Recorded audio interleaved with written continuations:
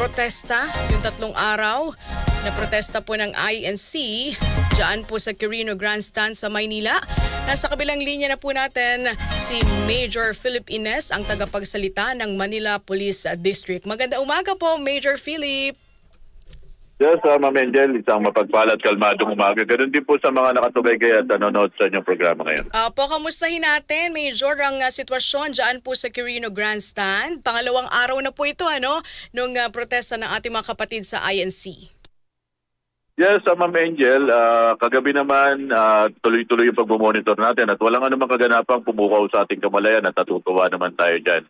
At Ma'am Angel, sabi nga natin, yung nakaraang malaki nilang pagpupulong na itawid natin ng maayos yun at yun din naman ang inaasahan natin.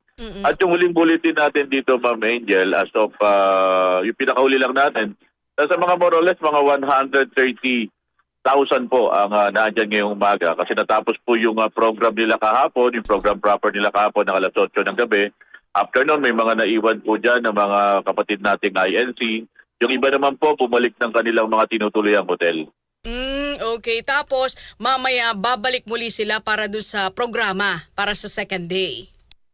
Tama po kayo dyan, Ma'am Angel, at ganun po talaga yung inaasahan natin. Anong oras po yung kanilang programa, yung mag-uumpisa, Major?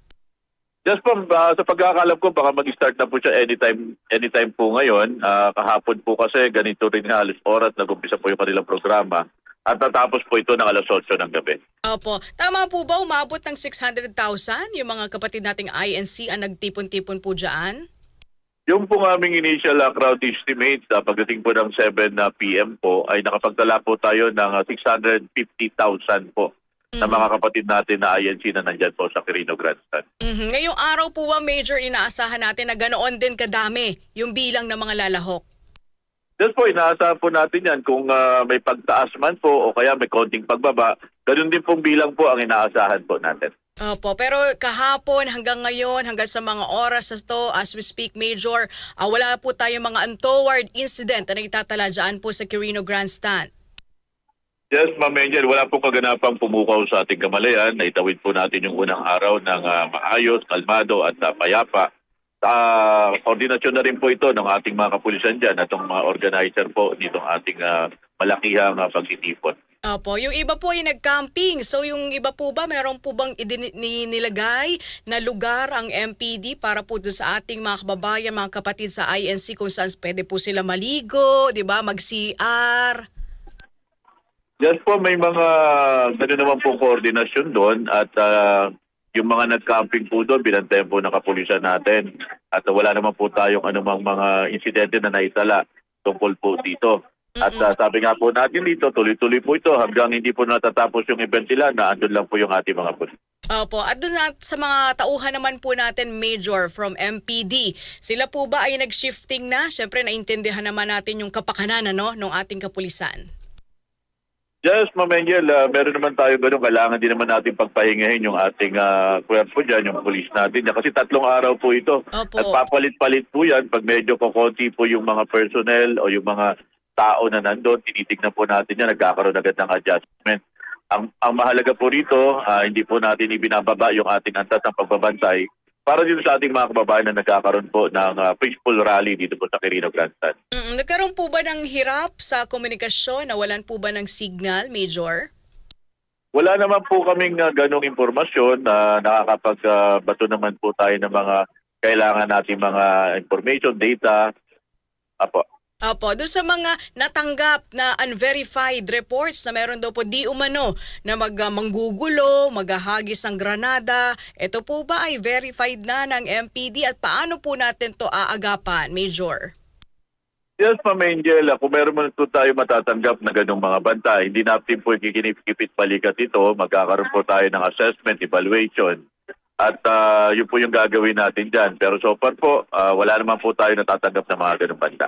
Opo. Gaano po ba kadami mga personnel ng MPD ang ipinagkalat, Major Philip?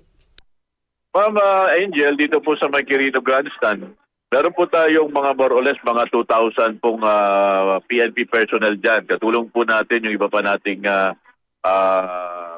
augmentation coming from the region, coming from the NCRPO, para po bantayan yung ating mga kapatid na iglesia na titipon-tipon ngayon dyan. Opo, meron po bang ibang lugar na sentro rin po ng inyong pagbabantay? Halimbawa po ang bahagi ng Mendiola at ang bisinidad po ng Palasyo ng Malacañang.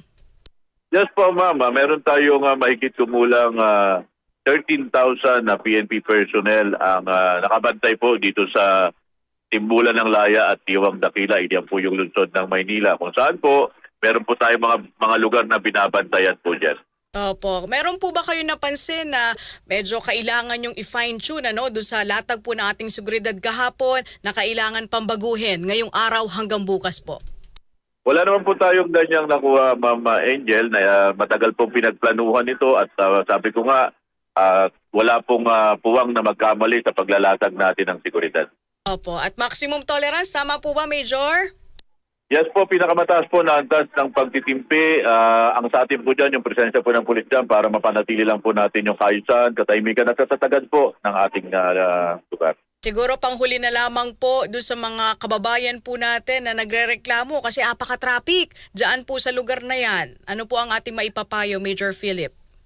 Yes, Ma'am Angel, humingi po kami ng paumanin sa ating mga kababayan na maapektuhan po talaga ng pagsasara ng mga kalsada. Meron na maaga po natin itong ipinost sa ating official social media account para maging gabay ng ating mga kababayan. At syempre po, alam natin talaga na marami pong maapektuhan ng mga kababayan natin na pumupunta at dumadaan dyan sa lungsod ng Maynila. Ganun pa man po, 3 araw po ito.